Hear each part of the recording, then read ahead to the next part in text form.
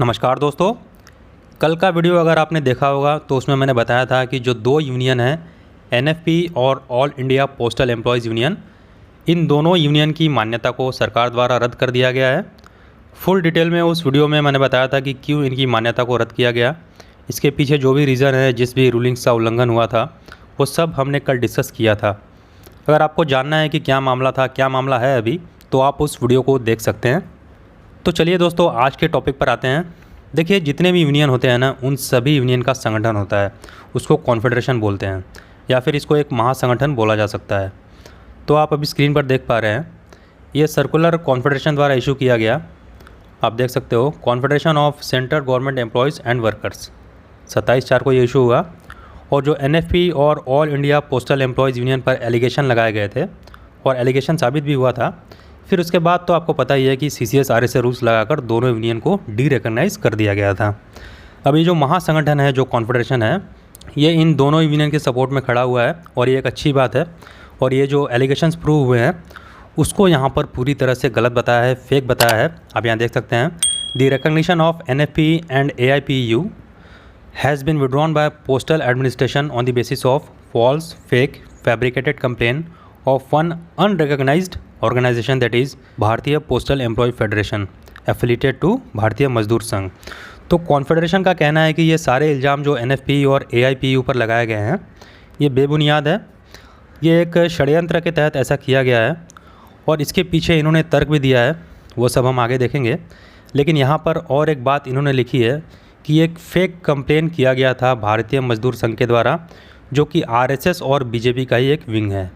तो इनडायरेक्टली इन्होंने भारतीय मजदूर संघ को आरएसएस का एजेंट बता दिया और बीजेपी का भी। अब देखिए, ये मैटर थोड़ा सा और पॉलिटिकल बनता जा रहा है। आपको पता होगा कि भारतीय मजदूर संघ यूनियन भी धीरे धीरे अपने अपने क्षेत्र में ग्रो कर रही है। अच्छी संख्या में ऑफिशियल्स बीएमएस से जुड़ रहे हैं और जब से ये एनएफपी और एआईपीयू की मान्यता रद्द हुई है, तब से बीएमएस के मेंबर्स की संख्या में थोड़ा सा उछाल देखने को मिला है। और आप यहाँ देख सकते हो, बीपीईएफ ऑर्गेनाइजेशन जो बीएमएस द्वारा एफिलिएटेड है, उसको यहाँ पर अनरिकॉग्नाइज्ड ऑर्गेनाइजेशन भी बताया गया है। मतलब बीएमएस के ऑर्गेनाइजेशन बीपीईएफ को कॉन्फेडरेशन ने अनरिकॉग्नाइज्ड बता दिया है। अब देखते हैं कि कॉन्फेडरेशन ने क्या क्या तर्क दिया है, क्या एक्सप्लेनेशन दिया है, कैसे एनएफपी और एआईपीयू के बचाव में अपना स्टेटमेंट दिया है। सबसे पहले जो किसान आंदोलन था उसकी बात करेंगे। फार्मर मूवमेंट में जो फंडिंग की बात सामने आई थी उसकी बात करेंगे। उसको लेकर इन्होंने बताया कि एक कॉन्फेडरेशन की मीटिंग हुई थी, उसमें ये डिसीजन लिया गया था, ये डिसाइड किया गया था उसमें कि जो किसान आंदोलन कर रहे थे वो सिर्फ अपने लिए नहीं कर रहे थे, वो एग्रीकल्चर सेक्टर को बचाने के लिए सबके हित में आंदोलन कर रहे थे। और इसलिए उनको कोऑपरेट करने के लिए, यूनिटी और थोड़ा सा सपोर्ट करने के लिए, थोड़ा सा सॉलिडरिटी मेंटेन रखने के लिए कुछ फंडिंग फार्मर्स एसोसिएशन को की जाएगी और इसलिए फंडिंग की गई थी। लेकिन वो फंडिंग डायरेक्ट एनएफपी या फिर एआईपीयू ने नहीं की थी। कॉन्फेडरेशन ने अपने यूनियन से पहले फ़ंड इकट्ठा किया था, उसके बाद कॉन्फेडरेशन ने फार्मर्स एसोसिएशन को फंडिंग किया था। डायरेक्टली एनएफपी ने ऐसा कुछ नहीं किया था, ये कॉन्फेडरेशन का फैसला था, ऐसा यहाँ पर कॉन्फेडरेशन द्वारा बताया गया है। इस पैरा में यही इन्होंने लिखा है कि फार्मर्स जो अनाज खेतों में उगाते हैं, वो अनाज देश के लोगों के ही काम आता है। और लास्ट में देश के प्रधानमंत्री श्री नरेंद्र मोदी जी ने भी माफ़ी मांगी थी और किसान बिल को वापस ले लिया था। तो जहाँ देश की बात आती है, वो पॉलिटिकल मूवमेंट कैसे हो सकता है, तो कॉन्फेडरेशन ने यही तर्क दिया था किसान आंदोलन में फंडिंग को लेकर।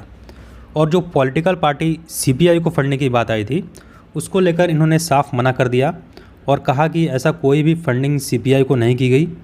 एनएफपी और all India postal employ union द्वारा ऐसा कोई भी इन्वॉल्वमेंट सामने नहीं आया और एनएफपी या एआईपीयू के अकाउंट्स में भी ऐसा कुछ नहीं मिला। तो ये एलिगेशन सरासर झूठ है, पूरी तरह से फेक है, फॉल्स है।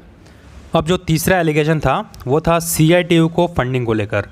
सीआईटीयू का मतलब होता है centre of Indian trade union. तो इसको भी फंडिंग का इल्ज़ाम लगाया गया है एनएफपी और एआईपीयू पर। तो इस पर भी कॉन्फेडरेशन ने अपनी सफाई दी है।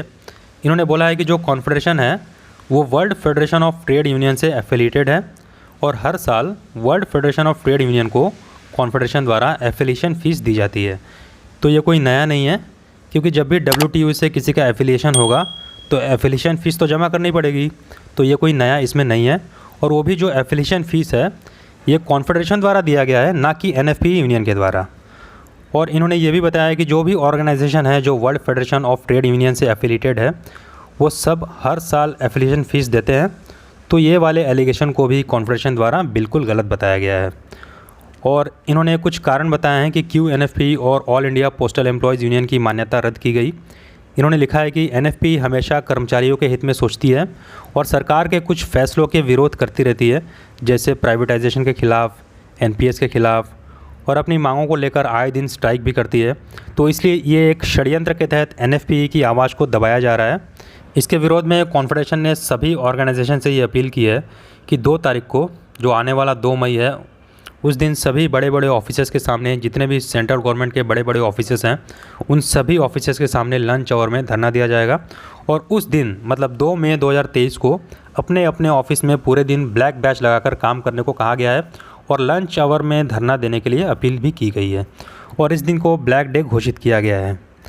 और लास्ट में इन्होंने बताया कि NFP has faced so many challenges in past and has one every time and this time also it will win.